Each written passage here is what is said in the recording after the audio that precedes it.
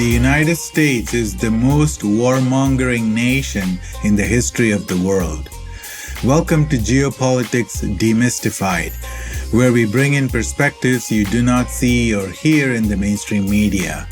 I'm your host, S.L. Canthan. No, that quote you just heard was not uttered by Russian President Putin or Chinese President Xi Jinping, but by former American President Jimmy Carter. The U.S. has not waged wars for only 16 of its 248 years of existence. Counting undeclared wars, there have actually been only 5 years of peace in U.S. history. With such aggression programmed in its DNA, the U.S. empire will be extremely dangerous over the next decade as the American century comes to an end. Thus, India must stay vigilant and avoid getting sucked into the vortex of American manipulations.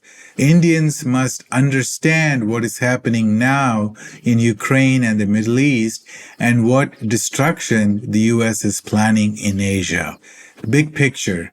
In a nutshell, the USA wants to re-establish the unipolar moment it enjoyed for at least 2 decades after the fall of the Soviet Union.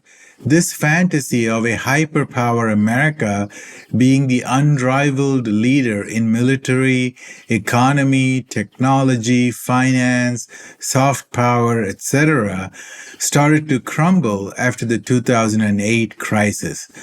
Since then, there has been an enormous shift in power from the West to the East, from developed countries to developing countries, and from the US-centric world to a multipolar world. Russia and China have become great powers, and India is on its way to becoming the 3rd largest economy. BRICS is expanding rapidly to establish an alternative to the American economic and financial systems. And de-dollarization is accelerating in every corner of the world. China's Belt and Road Initiative has 150 members who share the same Global South vision of development, connectivity, peace, and cooperation. Multipolar world is the buzz phrase on everyone's lips. The U.S. is no longer number 1 in manufacturing, exports, trade, technology, middle-class population, patents, and scientific papers. Chinese cities are futuristic, high-tech, safe, clean, efficient, and boast amazing infrastructure, while American cities look old and are full of homeless tents. People in so-called communist China are now living longer than those in capitalist America. In terms of military, Russia and China have hypersonic missiles which have eluded the American defense companies. African countries like Niger and Mali are expelling the U.S. military and are seeking security deals with Russia, which has managed to defeat the combined might of the US and Europe in Ukraine. In summary, Pax Americana is dying right before our eyes. American desperation. In a logical world, the US would do 2 things in this changing world. 1, accept the rise of a multipolar world and work with Russia, China, Iran, India, and others to formulate a new economic and security architecture. Number 2, fix America's numerous problems such as debt, inequality, poverty, low quality of education, high cost of living, especially in healthcare, housing, and college education, corrupt politics, and so on. Instead, the empire managers are doubling down on hybrid and kinetic wars. The imperialist only goal is to stay number 1, and their only solution is to cripple the competitors. What Indians must realize is that the US will gladly sacrifice its allies to maintain its primacy. We can see that philosophy when Americans talk about how the aid to Ukraine is the best investment, since Ukrainians will fight Russia to the last man. In other words, if millions of Ukrainians die in order to weaken or defeat Russia, it will be considered a victory for the US. Now, think about the analogous situation in India. If 100 million Indians, Japanese, and Filipinos die in a nuclear war against China, that will be celebrated in the US media. As a consolation prize, the US will build monuments for and publish books about the greatest generation in Asia. How World War II made America great. By the way, such destruction is how the US became a global power. In the 1930s, the US was mired in the Great Depression. It was only World War II that changed the American destiny. Manufacturing weapons for Europe immensely boosted the American economy. The Americans were also clever enough to not get involved directly for much of the war. The famous Normandy invasion came 5 years after World War II began. When the war ended 1 year later, the US took credit for defeating Hitler when it was actually the Soviet Union that destroyed 70 to 80% of the Nazi military and also sacrificed 27 million lives. Also conveniently forgotten are the facts that the US banks and US corporations like IBM, GM, Ford, Rockefeller's oil companies, Wall Street banks, etc., heavily invested in Hitler's Germany all through the 1930s.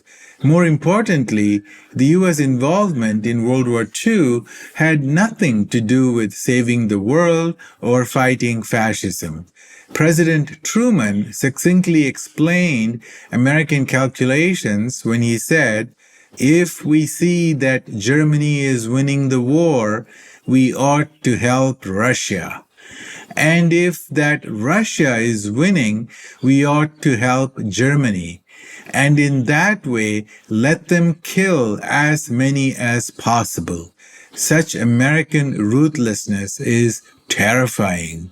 And guess what? Within a month after Hitler's death, Churchill had formalized Operation Unthinkable, which involved American and British forces attacking the USSR, which was the ally during World War II. Even more shocking was the plan to recruit the Nazi prisoners of war in this attack. Think about that for a minute. The Anglo-American Empire has no moral compass. It's all about power and wealth. Life has no value, and morality has no meaning. However, the entire American society and the world have been brainwashed by Hollywood with narratives of a noble America fighting fascism to spread freedom and democracy. The winners write the history.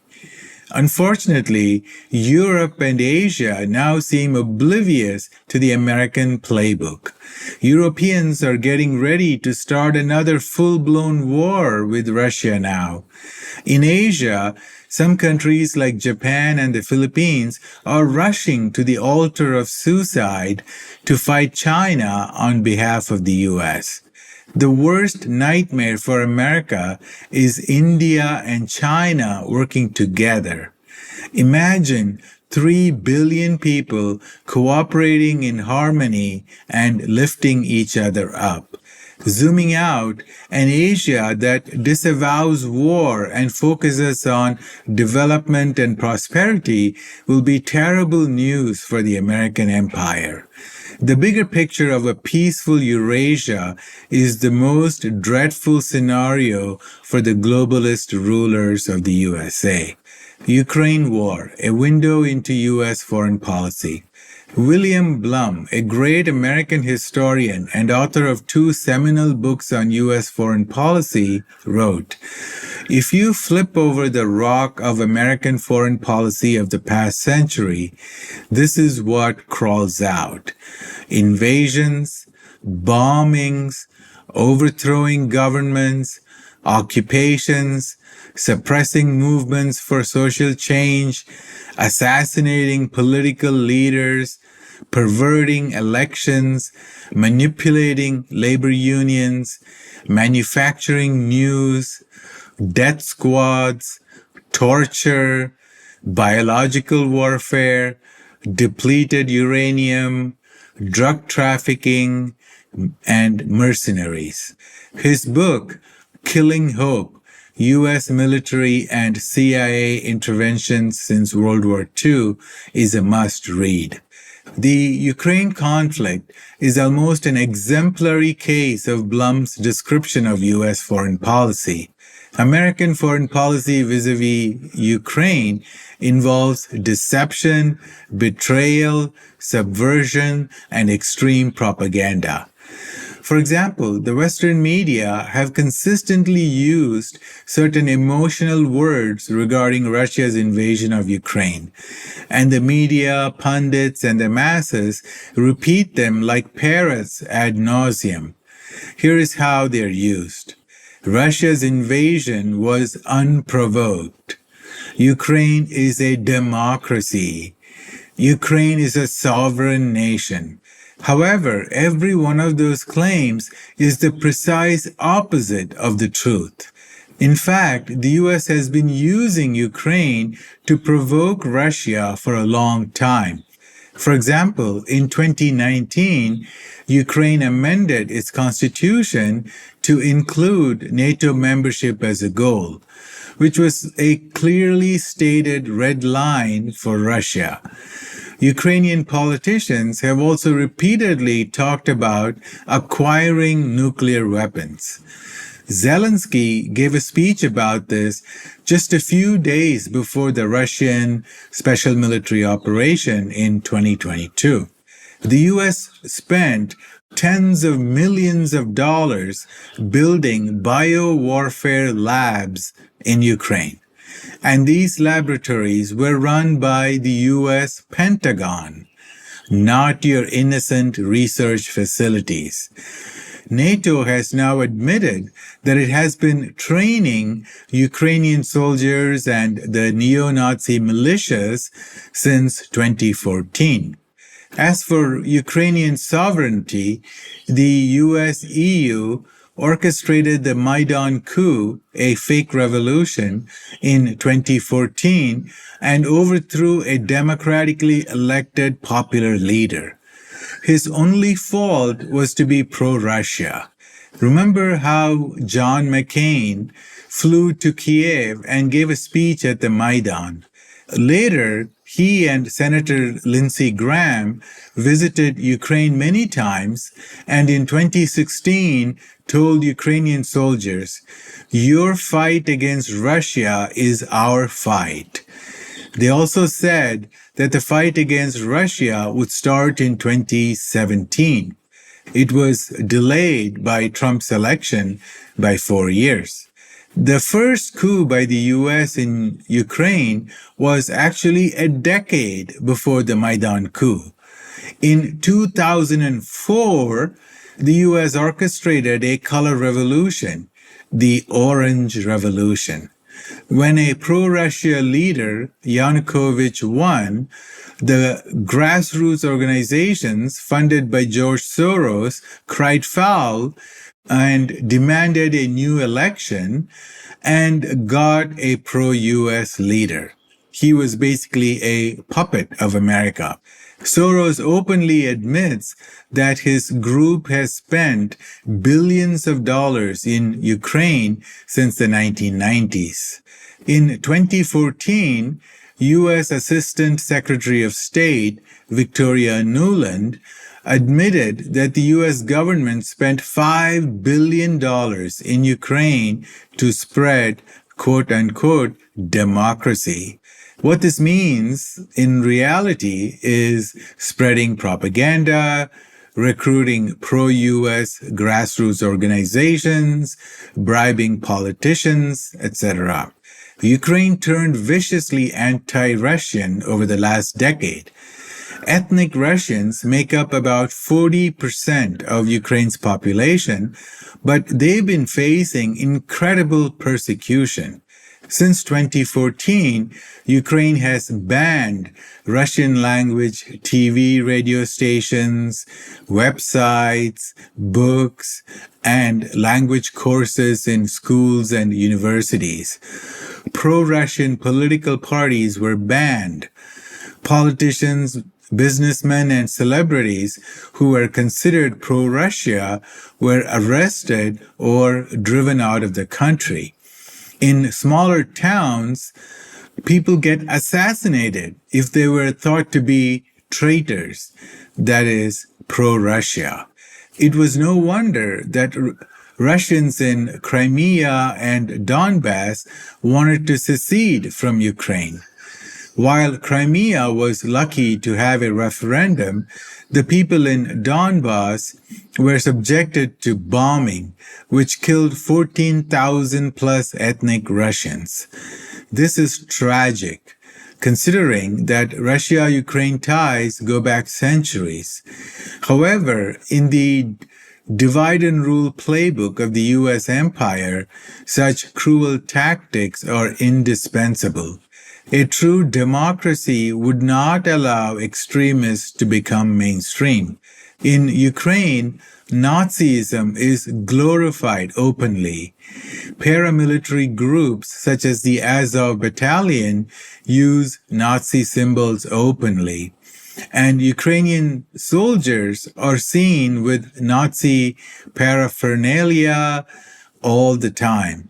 There are numerous mainstream articles and documentaries on Nazis in Ukraine, although everyone pretends to have amnesia now.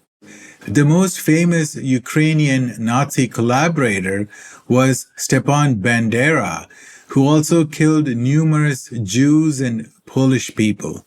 Now, his birthday is an official holiday in Ukraine, believe it or not, and there are statues for him all over the country. Ukraine is run by oligarchs and foreigners. There is no democracy or sovereignty. The elections are useless and scripted like a Hollywood movie. And puppet comedian Zelensky recently canceled the elections, which were supposed to happen in March 2024. However, all these American shenanigans started decades ago. The US has been working with Ukraine's Nazis and ultranationalists since the late 1940s. The CIA, under Operation Aerodynamic, brought many of these extremists to the US and Canada. And some of them are very successful. Canada's Foreign Minister, Chrystia Freeland, is the granddaughter of a Nazi collaborator from Ukraine. In the late 1990s, geopolitical wizard Brzezinski, also an advisor to Presidents Jimmy Carter and Barack Obama, wrote in his book that Ukraine must be brought into the U.S. sphere of influence and into NATO by 2020. Brzezinski went on to say how this would end the quote-unquote Russian Empire. Yeah, Putin must have read that book as well. Bringing Ukraine into NATO was a subset of NATO expansion, which itself was a violation of trust and promises. When Soviet leaders agreed to peacefully dissolve their nation, they hoped to become a part of the Western world. However, the US stabbed Russians in the back and tried to destroy the Russian economy, society, and military in the 1990s. We did another podcast a couple of weeks ago on this very topic. Later, the US kept expanding NATO, 16 countries so far, and a few more in the waiting. This blatantly violated the promise that US officials repeatedly made to Gorbachev. NATO would not move 1 inch eastward. Declassified documents released in 2017 reveal how every major Western leader assured Russia numerous times that NATO would not expand after 1990. This included US President Bush, German Chancellor Kohl, French President Mitterrand, UK Prime Minister Thatcher, and NATO Secretary General Warner. The American imperialist objective is to conquest of Russia, and has been so for decades, or maybe even a century. If you look at the bigger picture of globalists and empires, their objectives have been the same for centuries, starting with Napoleon in 1812, the British-French attack on Crimea in the 1850s, the US funding arming of Japan to attack Russia in 1904, and so on. It does not matter how many hundreds of millions die and how many nations get destroyed. They're all just pawns for the globalists. US empire of malevolence. American propaganda is omnipresent in India. There's a lot of misconception about the global role of the US.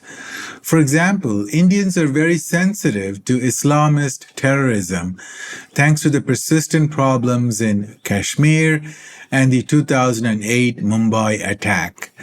However, many Indians do not understand how the US and some of its allies like the UK have been fostering, arming, and funding Islamist terrorists and extremists for many decades.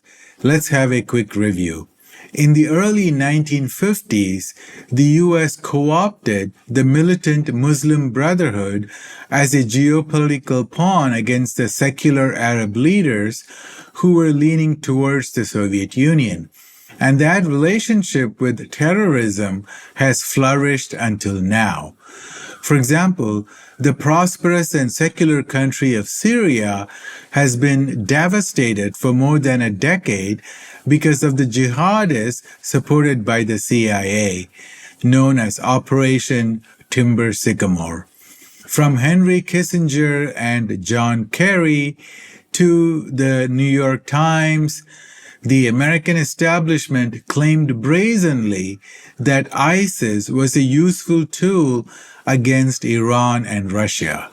There were numerous occasions when US and Israeli planes acted as the air force for ISIS, attacking the Syrian army. Sometimes the US armed ISIS by mistakenly airdropping weapons. It was Russia that saved Syria from becoming an Al-Qaeda haven. So who would want India to be aligned with, Russia or the US? In the 1980s, of course, the US armed and trained the Mujahideen to fight the USSR in Afghanistan. America, with help from Saudi Arabia and others, indoctrinated and recruited young Muslim men from all over the world, brought them to Pakistan for training, and sent them to Afghanistan. Israel also supplied weapons to these fighters. At that time, bin Laden was America's best friend forever. The CIA even published textbooks to brainwash young Muslim children to become violent fighters and suicide bombers. The US also did not mind that many of the terrorists and weapons flowed into Pakistan-occupied parts of Kashmir. Let's not be naive. The US would deploy the same playbook against India if the relationship sours in the future. When the USSR collapsed, guess what the US did? It rebranded the Mujahideen as Al-Qaeda and sent them into Central Asia and even parts of Europe, like Albania, Bosnia, and Kosovo.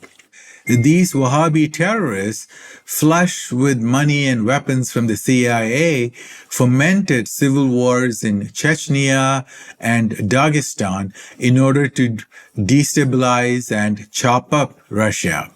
These American mercenaries also blew up Russian pipelines in the region because Western oil companies wanted to monopolize the Caspian Sea region, which is rich in oil and gas. Only when Putin came to power were these terrorists defeated once and for all. Let us also remember how the US funded Chechnyan terrorists who took 900 plus hostages in the Dubrovka theater in Moscow in 2002. The resemblance of that to what happened in the Crocus Concert Hall a couple of months ago is unmistakable. There's no doubt in my mind that the US was behind this despicable and cowardly attack. The US also blew up the Nord Stream pipeline, and the legendary American journalist Seymour Hersh has described in detail how the CIA carried out this international terrorist attack. This has also crippled the economy of Germany, the economic powerhouse of Europe, and the supposed ally of the US. To summarize, the United States of America is an empire of malevolence that constantly violates the international rules-based order, a term that is ironically an American invention. Conclusion: the Indian government talks about how the world is a family. We need to treat that as a foreign policy and not just a platitude.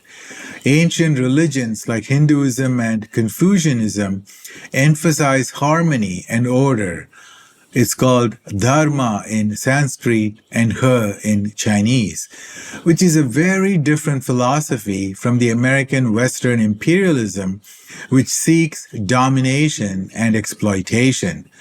Of course, Christianity also teaches about loving your neighbor and even your enemy, but the Western elites forgot it long time ago. This warped American paradigm is also reflected in their parasitic economic model, which has hollowed out the middle class, neglected infrastructure, created unsustainable debt, and manifested perpetual wars all over the world. In spite of all the privileges of an empire, a majority of Americans are financially broke, physically sick, and mentally unhappy. The empire treats its own people as an enemy and thus deploys divide and rule strategy against Americans. The result is that the country is now deeply polarized and faces a potential civil war. India needs to realize that America is not a permanent friend and China is not a permanent enemy. Every conflict has a diplomatic, peaceful, and win-win solution. This can be an Asian century, but only if Asian countries reject American warmongering and instead pursue a path of peace and prosperity. The end. Thank you.